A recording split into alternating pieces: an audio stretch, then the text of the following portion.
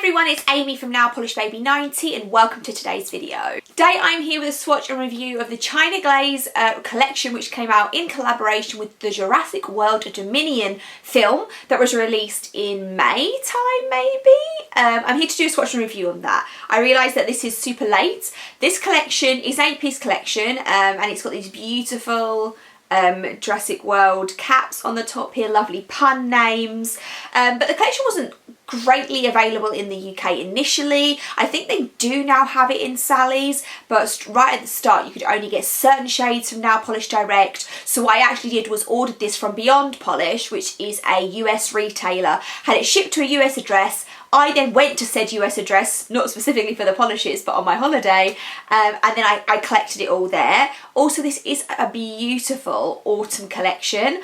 I'm guessing it was released just because when the film was released, they had to release, but to me, this just screams autumn. So I'm wearing them now because they're perfect for this time of year, and because I only got them in August. So I hope it's okay. I would love to know if you've already worn them, kind of what you think of the collection. I love it, spoiler. Let's look at these 8 polishes for the China Glaze Jurassic World Dominion. We will start with the one that I have on my nails today, which is called Preserved in Amber. And it's giving you exactly that. It's meant to look like the amber that we see throughout the Jurassic World series. So almost like sort of translucent, sort of sheer. But then there's these larger chunks of like a yellow gold flaky. It does build up to be completely opaque. I would say 2 or 3, just depending on how many flakes you get out on your first 2 applications. But for something that is meant to look like amber, sheer and see-through, it does build up to be opaque, and overall I thought it was a different finish. I haven't seen too much of this kind of jelly, flaky, metallic from China Glaze, so it was a hit. It was a hit. I'm also not always a big fan of yellow golds, but it's got some sort of like warmish, mustardy, maybe even orangey undertones to it, which I really do enjoy. So we'll start off with 3 coats of Preserved in Amber. I've worn these over, say, like the last 3 or 4 weeks. I'm trying to look at my swatch photos as I'm describing them to help me.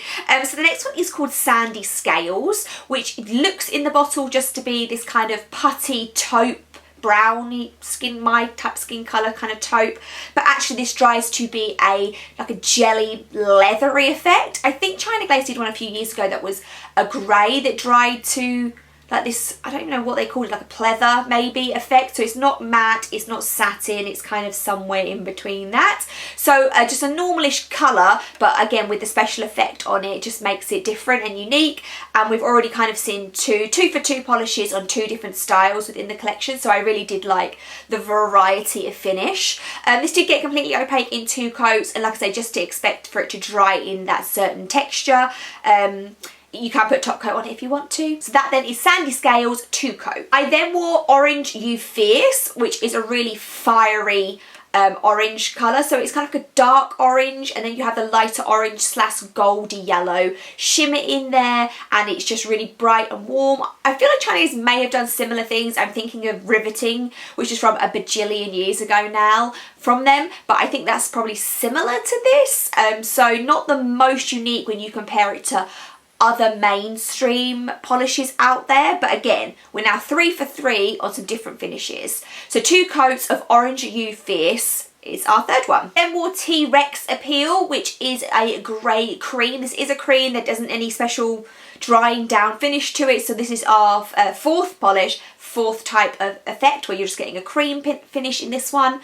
I don't mind greys. Again, China Glaze have done quite a few greys in the past, but if I'm going to wear grey, this is the tone I like, a white based grey. It was a 3-coater still, which I'm not mad at. White based polishes tend to be 3-coaters. So T.Rex Appeal was number 4. Letterman Raw is the next one, and this is kind of a pinky purpley plum base, and then the shimmer in here is a golden shimmer, and it shows up really nicely on the nail. It builds up in 2 coats, so it's a really nice shimmery autumnal shade. Not my favourite from the collection, it's just the colour combination is just not something that I grab for that much, but nice finish, nice opacity, nice formula, all of that was good.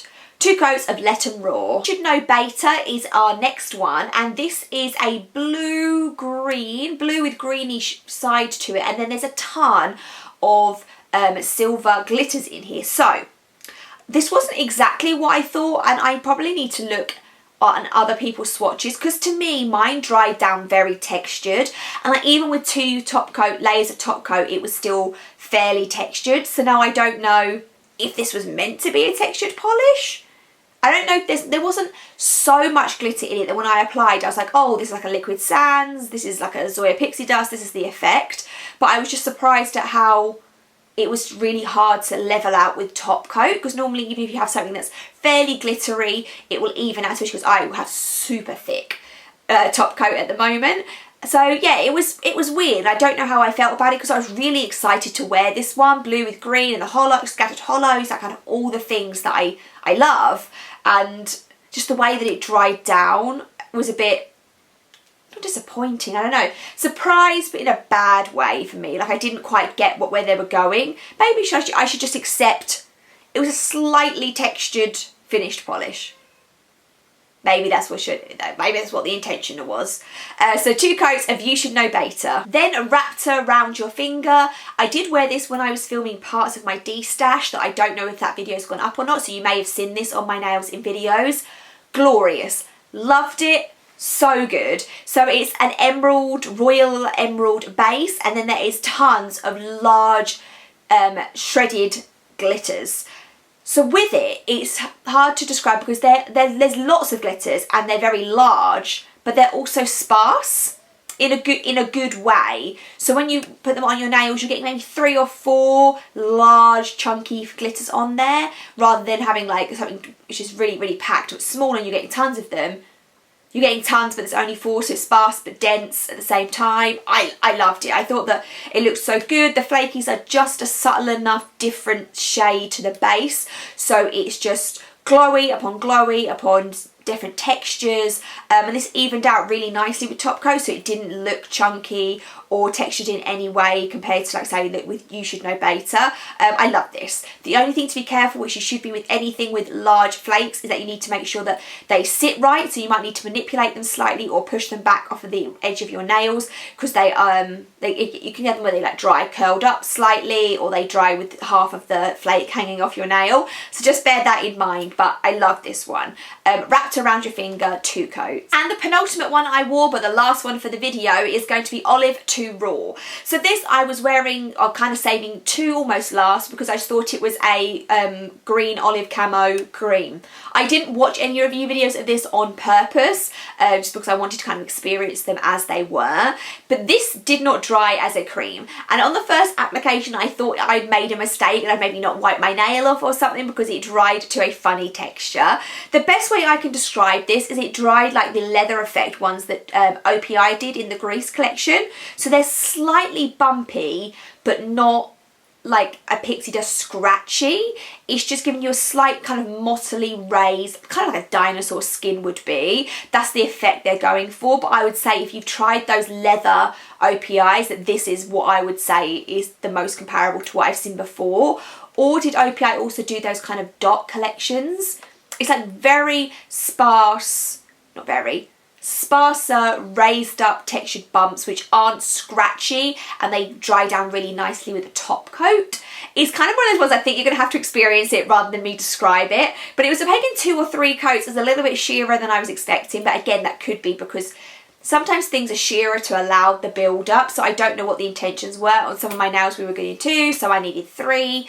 So that last one there is Olive to Raw, 2 or 3 coats. Thoughts and feelings on this collection are, I love this. I want to say this is one of my favourite China Glaze collections ever. I think if you went to like top 5 China Glaze collections that they've ever released, I would say that this is in that mixture. I thought that the colour variety, we have no repeats if we hold them all up together. There are no repeat colours here. We have the blue, the yellow, the olive green, the grey, the red, the reddy plummy colour. Then we have a totally different type of colour green, the neutral colour, and then the orange. So completely different. We also have the like a scattered hollow, we have the crelly, we have the pleathery look, the leather look, and then the pleather look, then we have the shimmer, then we have another large flaky, then we have the matte satin type look, and then we have a shimmer. So we have such a variety in finish, in colour, in texture. I just think it was really creative. I just loved the whole thing. I think that the only one that I wouldn't have grabbed for or maybe wouldn't wear again would be Letterman Raw. Just not my colour palette, but the rest of them I would definitely wear again. I think they're perfect for this time of year. So if you've not bought any and now maybe they're a bit more easier to find, I would say they are great autumnal and fall shades. So please do let me know what your thoughts on this collection were. I loved it. Thought it was great. Well done, China Glaze. Give me a thumbs up, subscribe, and I will see you soon. Bye.